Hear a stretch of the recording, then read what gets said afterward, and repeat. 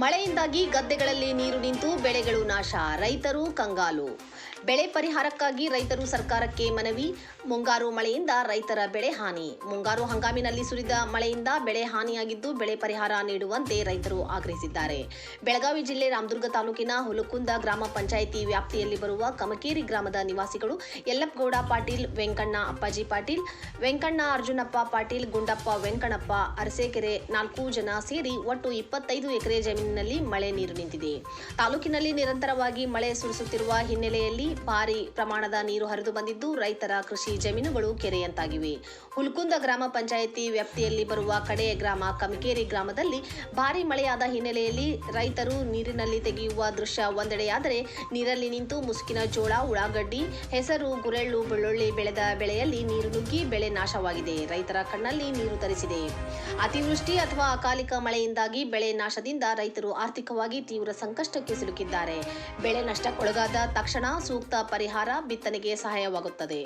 ರೈತರು ಕಂಗಾಲಾಗಿದ್ದಾರೆ. ಆದಷ್ಟು ಬೇಗ ತಾಲೂಕಾ ಹಾಗೂ ಜಿಲ್ಲಾಡಳಿತ ಸೂಕ್ತ ಪರಿಹಾರ ಒದಗಿಸಬೇಕೆಂದು ರೈತರು ಮನವಿ ಮಾಡುತ್ತಿದ್ದಾರೆ. ವರದಿ ಆಫ್ತಾಬ್ ಸರ್ಮುಲ್ಲಾ, ರಾಮದುರ್ಗ.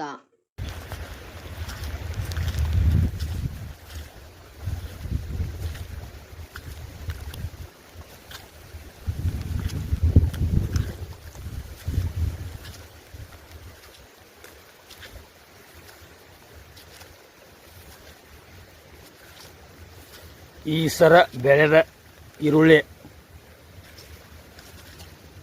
ಈ ಥರ ರೋಗ ಆಗಿದೆ. ಸರ್ಕಾರ ಇದನ್ನು ನೋಡಿ ಇದಕ್ಕೊಂದಿಟ್ಟು ಪರಿಹಾರ ಕೊಡ್ರಿ. ಬರೀ ಹೆಣ್ಮಕ್ಳಿಗೆ ಹಾಕಬೇಡ್ರಿ, ಗೃಹಲಕ್ಷ್ಮಿ ಅಂತ ರೈತನಟ್ಟು ನೋಡ್ರಿ.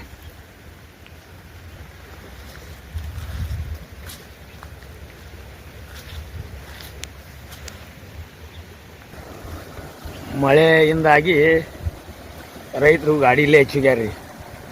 ಗಾಡಿ ಹೋಗಲಿಕ್ಕಿದೆ.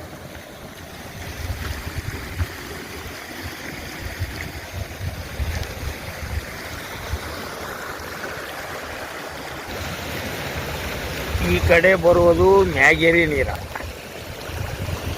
ಈ ಕಡೆ ಬರೋದು ಆಚೇರಲ್ಲ. ಇವು ಎರಡೂ ಕೂಡಿದ್ರೆ ಶಿವಲಿಂಗಪ್ಪನ ಶಿಯಾಡಿಗೆ ಹೋಗ್ತಾವೆ. ತ್ರಿವೇಣಿ ಸಂಗಮ, ಟುವೇರಿ ಸಂಗಮ.